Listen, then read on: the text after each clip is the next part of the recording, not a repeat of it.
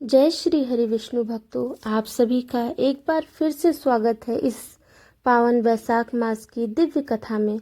आज हम वैशाख मास के 5वें अध्याय में प्रवेश करेंगे। आज हम सुनेंगे अत्यंत पवित्र और कल्याणकारी प्रशमन नामक श्रोत्र का सरल हिंदी अनुवाद। यह श्रोत्र केवल शब्दों का संग्रह नहीं बल्कि पापों का नाश करने वाला, मन को शांति देने वाला और जीवन में सुख समृद्धि लाने वाला दिव्य मंत्र है। वैशाख मास में सुनी जाने वाली प्रत्येक कथा हमारे जीवन के लिए मार्गदर्शक होती है और आज की यह कथा तो मानो इस मास की जान है। आगे आने वाले दिनों में आप वैशाख मास में सुनी जाने वाली अन्य प्रमुख कथाएं भी सुनेंगे जो आपके जीवन में पुण्य, शांति और भगवान की कृपा का संचार करेगी। तो आइए श्रद्धा और विश्वास के साथ इस पवित्र स्रोत का श्रवण करें और अपने जीवन को धन्य बनाएं। जब मनुष्य का चित्त पराई स्त्री, पराये धन तथा जीव हिंसा आदि की ओर जाए तो इस प्रायश्चित रूपा स्तुति की शरण लेनी चाहिए। यह स्तुति इस प्रकार है। संपूर्ण विश्व में व्यापक भगवान श्री विष्णु को सर्वदा नमस्कार है। विष्णु को बारंबार नमस्कार है। मैं अपने चित्त में विराजमान विष्णु को नमस्कार करता हूँ। अपने अहंकार में व्याप्त श्री हरि को मस्तक झुकाता हूँ। श्री विष्णु चित्त में विराजमान ईश्वर, मन और इंद्रियों के शासक, अव्यक्ता, अनंता, अपराजित, सबके द्वारा सत्वान करने योग्य तथा आदि अंत से रहित हैं, ऐसे श्री हरि को मैं नित्य निरंतर प्रणाम करता हूँ। जो विष्णु मेरे चित्त में विराजमान हैं, जो विष्णु मेरी बुद्धि में स्थित हैं, जो विष्णु मेरे अहंकार में व्याप्त हैं तथा जो विष्णु सदा मेरे स्वरूप में स्थित हैं, वे ही कर्ता होकर सब कुछ करते हैं। उन विष्णु भगवान का चिंतन करने पर चराचर प्राणियों का सारा पाप नष्ट हो जाता है।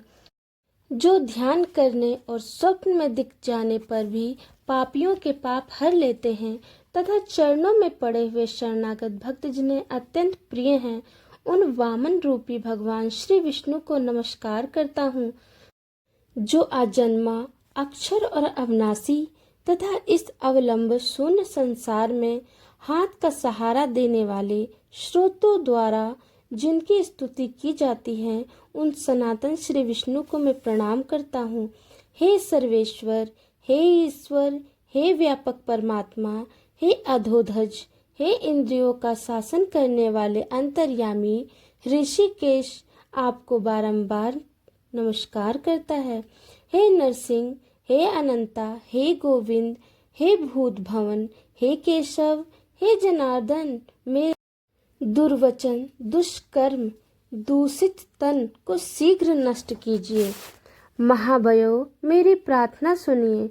अपने चित्त के वश में होकर मैंने जो कुछ बुरा चिंतन किया हो उसको शांत कर दीजिए। ब्राह्मणों का हित साधन करने वाले देवता गोविंद, परमार्थ में तत्पर रहने वाले जगन्नाथ, जगत को धारण करने वाले अच्युत, मेरे पापों का नाश कीजिए। मैंने पूर्व, शाम, मध्यम तथा रात्रि के समय शरीर, मन और वाणी द्वारा जानकर या अनजाने में जो कुछ पाप किया हो वह सब ऋषिकेश, पुंडरीकाक्ष और माधव, इन तीनों नामों के उच्चारण से नष्ट हो जाएं। ऋषिकेश, आपके नामों उच्चारण से मेरा शारीरिक पाप नष्ट हो जाए। पुंडरीकाक्ष, आपके स्मरण से मेरा मानस पाप शांत हो जाए तथा माधव, आपके नाम कीर्तन से मेरे वाचिक पाप नाश हो जाएं।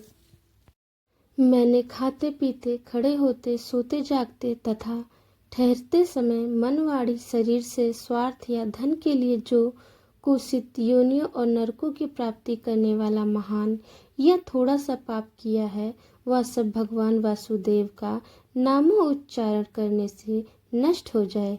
जिसे पार ब्रह्म, परम धाम, परम पवित्र कहते हैं, वह तत्व भगवान ही है। इन श्री विष्णु भगवान का कीर्तन करने से मेरे जो भी पाप हो वे सब नष्ट हो जाएं। जो गंध और स्पर्श से रहित हैं, ज्ञानी पुरुष जिसके पाकर पुनः इस संसार में नहीं लौटते, वह श्री विष्णु का ही परम पद है। वह सब मुझे पूर्ण रूप से प्राप्त हो जाए। यह पाप प्रशमन नामक स्रोत, जो मनुष्य इसे पढ़ता है और सुनाता है, वह शरीर, मन और वाणी द्वारा किए हुए पापों से मुक्त हो जाता है। इतना ही नहीं, वह पाप ग्रह आदि के भय से भी मुक्त होकर विष्णु के परम पद को प्राप्त होता है।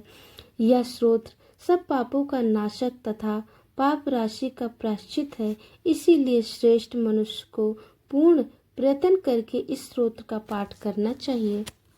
राजन, इस स्तोत्र के श्रवण मात्र से पूर्व जन्म तथा इस जन्म के किए हुए पाप भी तत्काल नष्ट हो जाते हैं।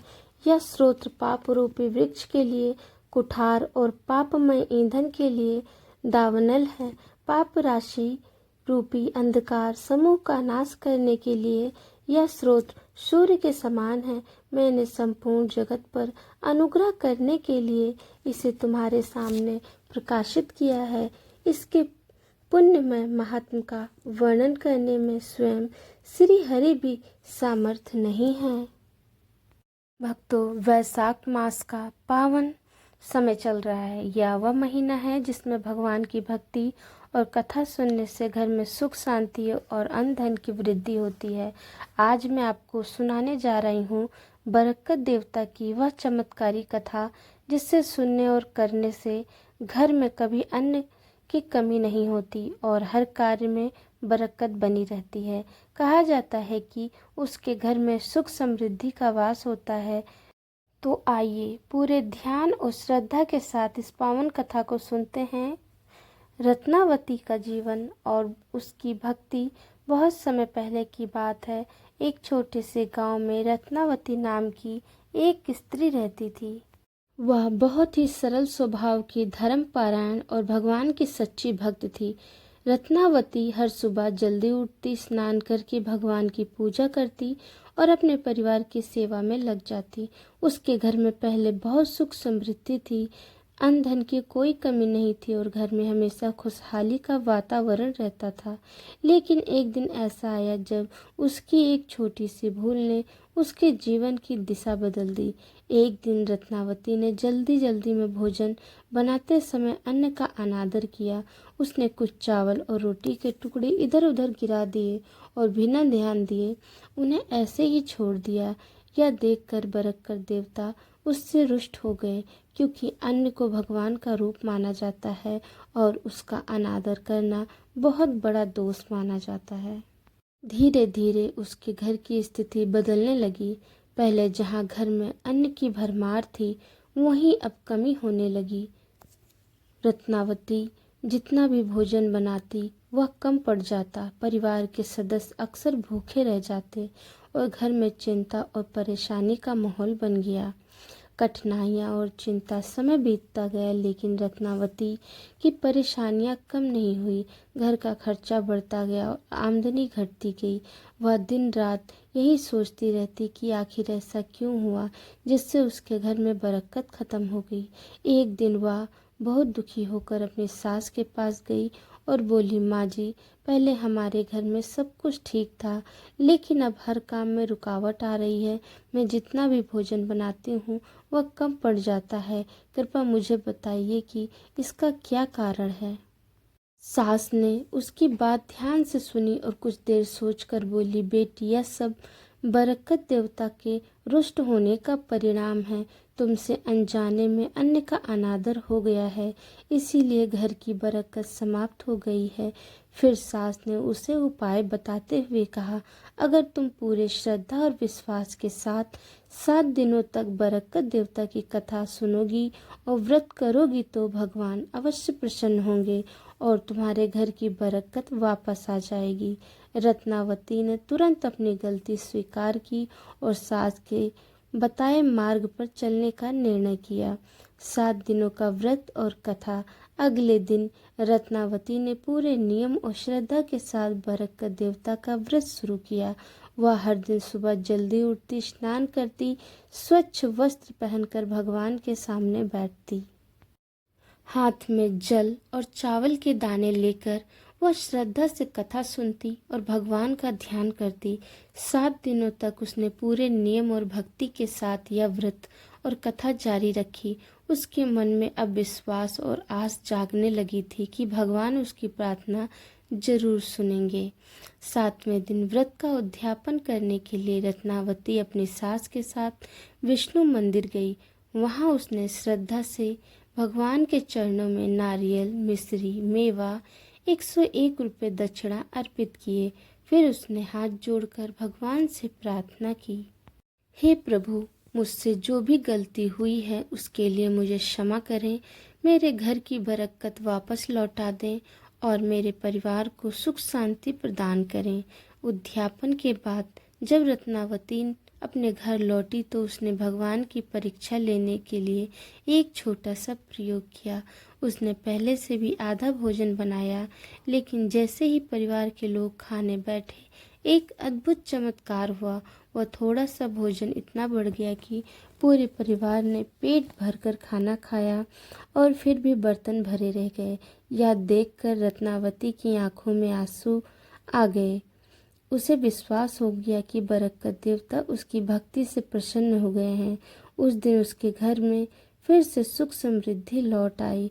घर में अन्न धन की कोई कमी नहीं रही और कुछ समय बाद उसे पुत्र रतन की प्राप्ति भी हुई।